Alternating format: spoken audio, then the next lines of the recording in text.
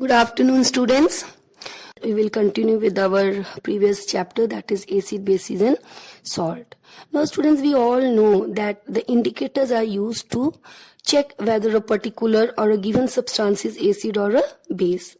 Okay, the indicators like litmus paper, methyl orange, phenolphthalein. How? Because they change color in a particular solution, and by the change of color we come to know that whether a substance is acid or a basic. But students, all the acids, they do not have same strength. All the bases, they do not have same strength. So the strength of the base or a acid, that is checked or that is judged by one scale which is called as the pH scale. I hope it's clear to everyone, because there are so many acids, so some will be more stronger, some will be weak stronger. So that strength is means how much strong the acid is, that is checked by a pH scale. So the marking on the pH scale is from 0 to 14, and number 7 on pH scale, it means the solution is neutral. If any solution has pH 7, it means that the solution is neutral, means neither acidic neither basic. Now the pH scale from 7 to 14 means the hydrogen ions are, hydroxyl ions are increasing. When we go from the pH scale, from if increases from 0 to 14, means the OH ions are also increasing, which means the solution is becoming more basic. Now the pH from 7 to 0, okay, when you go from 7 to 0 on a pH scale, the hydrogen ion concentration increases. You can see on your page number 26 of your book, or you can also see the image which is given in the slide. So when you move from 7 to 0 means hydrogen ions are increasing. So what does it mean? In the acids, what is produced? Hydrogen ions. So it means the acidic strength is increasing, because the acid having the more number of hydrogen ions are more stronger. I hope it's clear to everyone. Everyone has understood this thing. Now students, we can also find, we also have another indicator paper which is called as a universal indicator paper. Now a universal indicator, actually it is a mixture of several indicators, okay, means it is a mixture of several dyes, you can say, which changes color in different solution, which changes color in different concentrations in different acid and base solutions having different concentration of ion. Okay, it shows, universal indicator shows different colors at different concentration of hydrogen ions and that of hydroxyl ions. I hope everyone has understood this thing. Now in this, what we do in universal indicator, it is a paper like strip.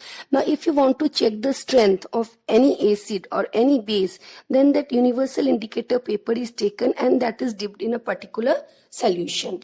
Okay, now after dipping it in a particular solution, the color of the paper will change. Now that color change on the paper of a universal indicator, that is compared with the master color chart of universal indicator paper, which is shown on figure 2.7 on 26 page, or you can also see the image. So that color, whatever color appears on the universal indicator paper, that is compared with the, or that is the color that is checked by using the master universal indicator paper, or the color which is given in the master universal indicator paper. So when the color of the universal indicator paper with which you have checked the solution, or with which you have tested the solution, that color, it matches with the color given on the master universal indicator paper, so it corresponds to the particular pH which is also given in the master universal indicator paper. Okay, there is a color chart. So that color which appears on the universal indicator paper, that is compared with the color chart. Okay, and after comparing with the color chart, we come to know the pH, because there the pH is also given. Children, kindly see the image which is given, and it's also given in figure 2.7 of page 26. So by comparing the color, you will come to know the pH, and if you come to know the pH, then you can easily know the strength of the acid or a base. I hope it is clear to everyone. Now children, what is the importance of pH in everyday life? This pH, it is very much important in our everyday life. Children, you know that plants and animals, okay, our body, the body of plants and animals, it works within a pH range from 7 to 7.8. Okay, if the pH is less than 7, then our body will not work efficiently. So the body works within the pH range of 7 to 7.8. Okay, now children, you all know rainwater. Now you know that due to the pollution, the water is also becoming polluted. You must have heard about acid rain.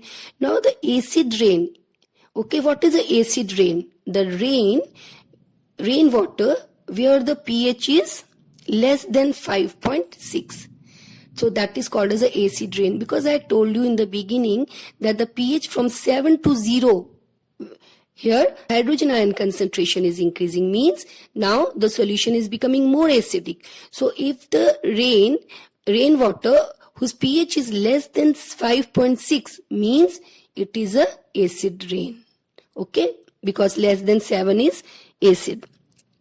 So this water, rainwater, acid rainwater, it flows in oceans, rivers, seas, ponds, and it is harmful to the aquatic organisms. I hope it's clear to everyone.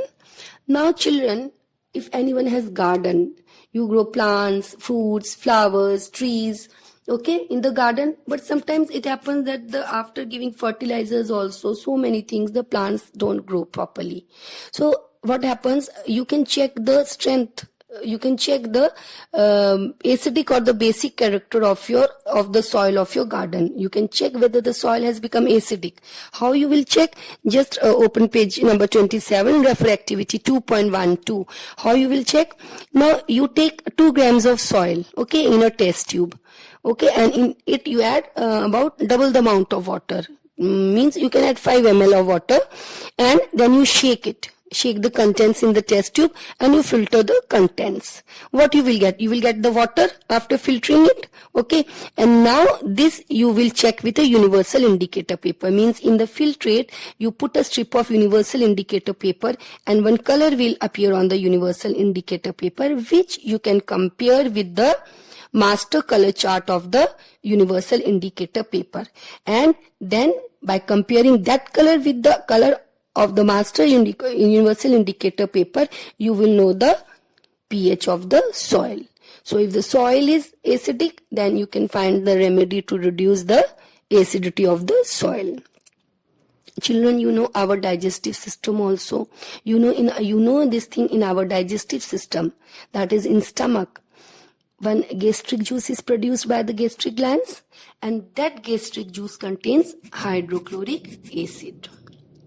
Okay, now sometimes what happens, and that you all know the function of hydrochloric acid. Okay, hydrochloric acid is produced, it does not harm the stomach, it is not produced in excess amount. Okay, but sometimes what happens, students, during indigestion the stomach produces too much of acid.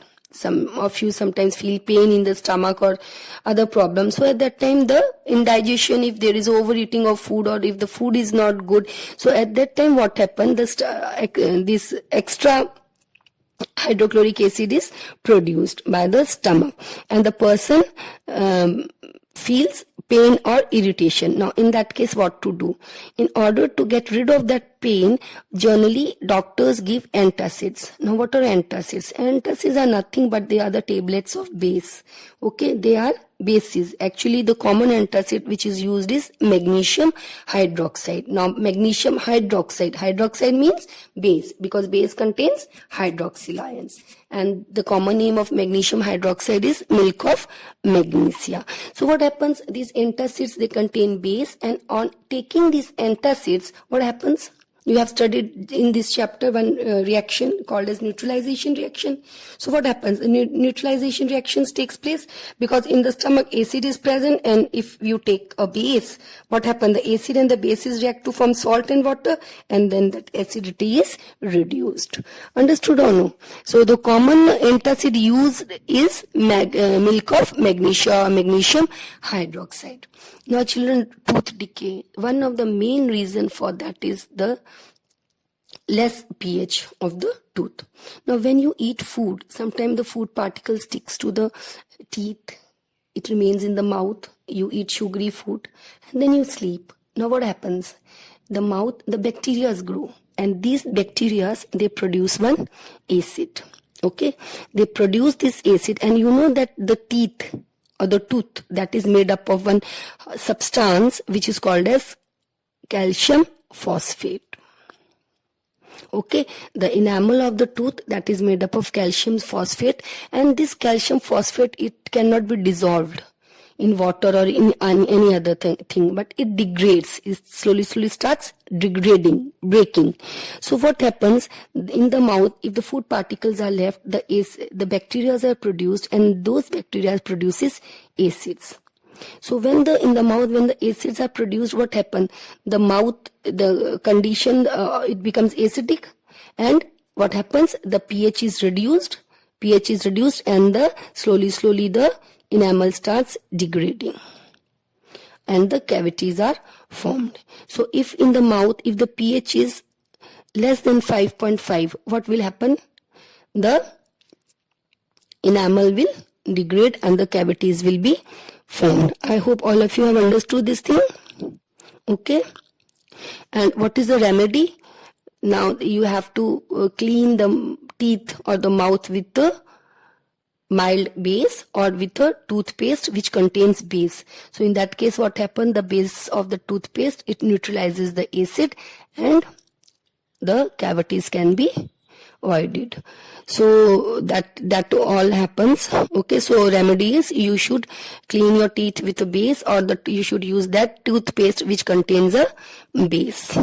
Now children, sometimes what happens, some of you must have felt the bee sting. Why?